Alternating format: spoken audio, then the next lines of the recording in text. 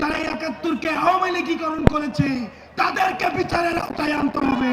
ভারতের সাথে সম্পর্ক হবে চোখে চোখ রেখে। ক্ষমতার লোভে অনেক রাজনৈতিক দল আওয়ামী লীগকে মাফ করে দেওয়ার আলাপ তুলেছে। লক্ষ লক্ষ কোটি দিস্তা কাগজ এই ফ্যাসিবাদের পক্ষে সমর্থন জুগিয়েছে। এই কাগজগুলোকে পোড়াতে হবে।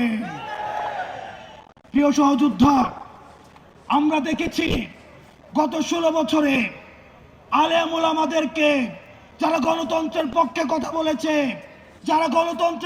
কথা বলেছে তাদেরকে যখন জেলে নিয়ে যাওয়া হতো, তাদের কোমরের রশি বেঁধে তাদেরকে জেলে নিয়ে যাওয়া হতো।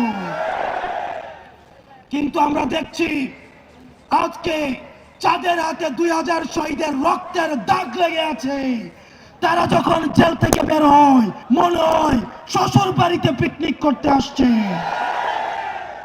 আমরা খবর পেয়েছি ক্যান্টনমেন্ট গুলাতে, জেলখানা গুলাতে নাকি রাতের বেলায় ব্যাডমিন্টন খেলার আয়োজন করা হয়। প্রশাসন, পুলিশ প্রত্যেকটা স্তরে স্তরে এই ফ্যাসিজমের আখড়া গড়ে উঠেছে।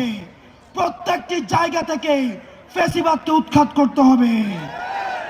৭১-কে পুঁজি করে আওয়ামী লীগ গত 16টা বছর শত মায়ের বুক খালি করেছে, শত সন্তানকে এতিম করেছে। যারা ৭১-কে আওয়ামী লীগীকরণ করেছে তাদেরকে বিচারের আওতায় আনতে হবে। আপনারা দেখেছেন প্রশ্নবিদ্ধ এক বিচারের মধ্য দিয়ে আমাদের দেশের উল্লেখযোগ্য আলেমদেরকে ফাঁসিতে ঝুলিয়ে হত্যা করা হয়েছে।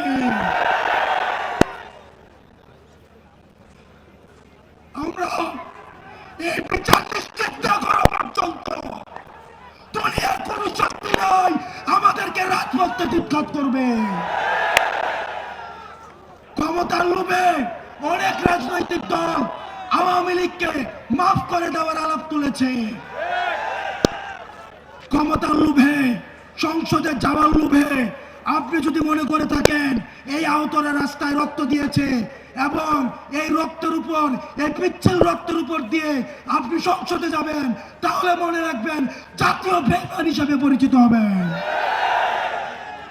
যে আওয়ামী লীগ এখনো পর্যন্ত একটা সরি পর্যন্ত বলে নাই, এখনো পর্যন্ত তারা অপরাধ স্বীকার করে নাই, তাদের সাথে কিসের রিকনসিলিয়েশন? যতদিন পর্যন্ত না আওয়ামী লীগের বিচার নিশ্চিত হবে ততদিন পর্যন্ত আগে বিচারের প্রশ্ন। আমি মুরব্বীদেরকে বলতে চাই, যারা বিশেষজ্ঞ রাজনীতিবিদ আছেন, যারা রাজনীতি করছেন, আপনারা ক্ষমতায় যাবেন, গণতন্ত্র প্রতিষ্ঠিত হবে, ভোটাধিকার প্রতিষ্ঠিত হবে। ভারতে আশ্রয় দিচ্ছে এই ভারতের বেতনভুক্ত কর্মচারী। ভারতের সাথে সম্পর্ক হবে চোখে চোখ রেখে। আলেমের রক্ত আমাদের গায়ে লেগে আছে, আহতর রক্ত আমার গায়ে লেগে আছে। আমার ভাই ইলিয়াস ঘুমিয়েছে, তাদের দুঃখ স্মৃতি আমাদের মনে আছে। তাদের রক্তের উপর দাঁড়িয়ে ভারতের সাথে কোন উন্নত জনসম্পর্ক আর হবে না।